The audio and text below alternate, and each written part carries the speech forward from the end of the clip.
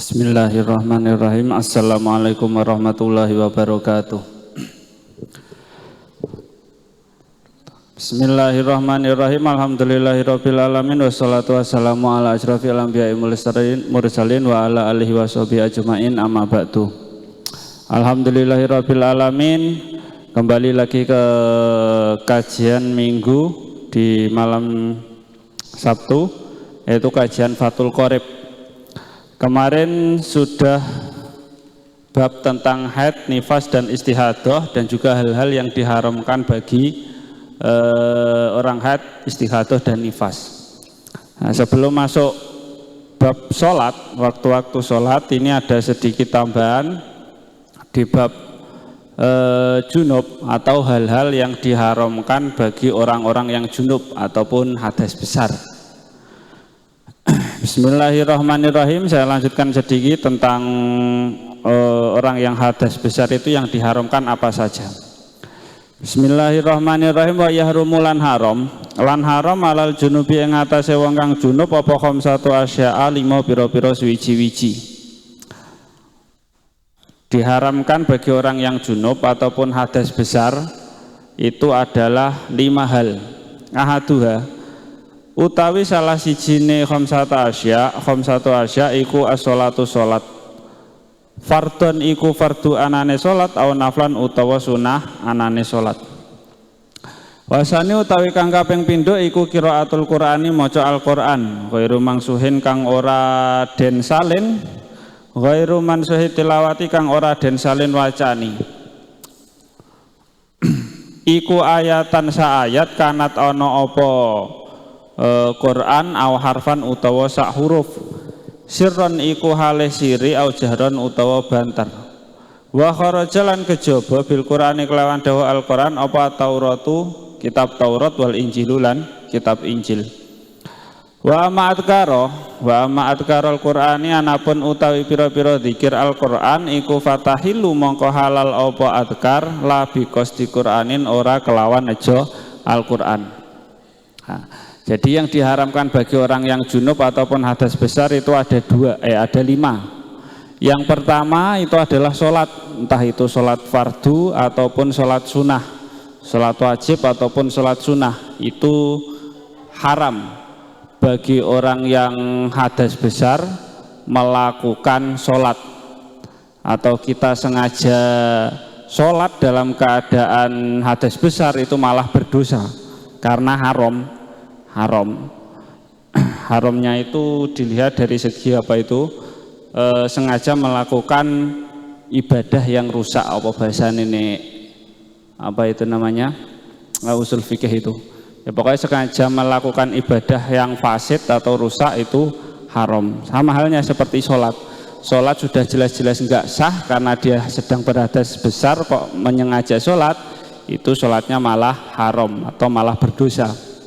Bagi orang yang junub sudah tahu hukumnya, sengaja melakukan sholat dalam keadaan hadas besar, itu tidak boleh.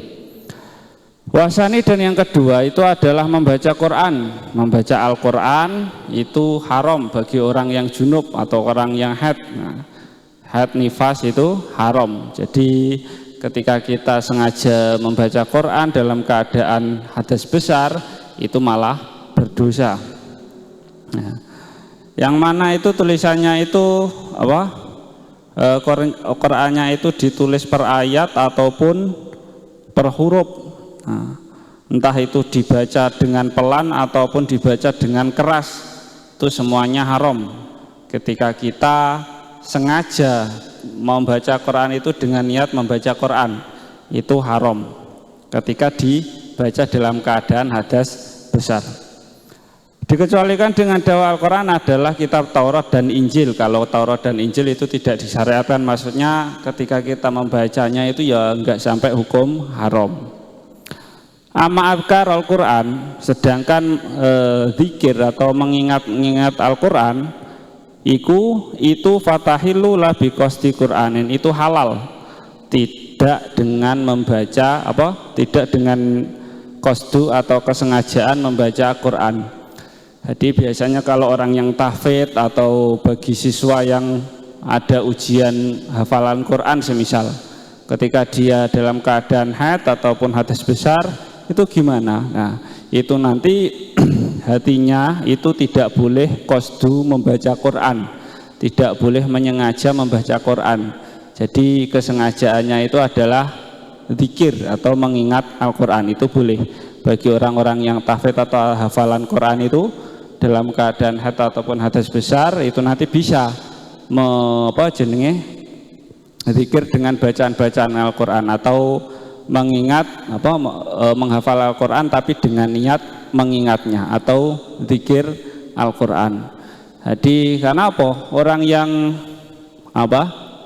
hadas besar itu atau orang yang haid, nah itu tidak, kalau dilihat dari sisi hukumnya sini ya mungkin tidak bisa mendapat pahalanya orang yang membaca Al-Quran. Nah, karena apa? Hukum asalnya membaca Al-Quran dalam keadaan hadas besar itu haram.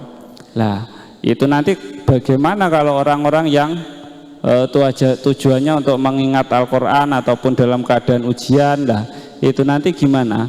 Itu nanti bisa tapi dengan niat atau qasdu mengingat Al-Quran. Jadi ketika bagi orang yang menghafalkan Al-Quran itu niatnya ya saya melakukan ini untuk mengingat atau menjaga hafalan Al-Quran atau zikir qasdu qasdul Quran, tidak sengaja untuk membaca Al-Quran.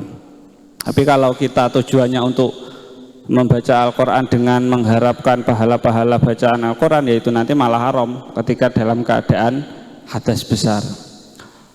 Wasalisu, terus yang ketiga yang diharamkan bagi orang yang junub, wasalisu tawi kang kaping telu iku masul musafi ngepok utawa demok mushaf Al-Quran, itu lembaran Al-Quran. Wa hamluhu lan gawa mushaf mim babi aula halih tetep saking bab kang luweh utama. Wa rabi'u tawi kang kaping papat iku tawaf utawa fardhon iku fardu anane tawaf au naflan utawa iku sunah anane tawaf.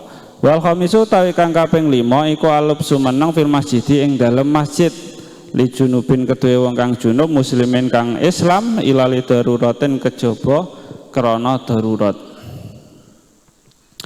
Terus yang diharamkan lagi yang ketiga bagi orang yang junub itu adalah memegang mushaf Al-Quran, lembaran Al-Quran itu ketika kita dalam keadaan junub atau haid nifas, nah itu tidak boleh memegang Al-Quran dan juga membawanya, entah itu dibawa di tas ataupun dibawa langsung Al-Qurannya gitu, yaitu haram, nggak boleh bagi orang yang sedang hadas besar atau haid.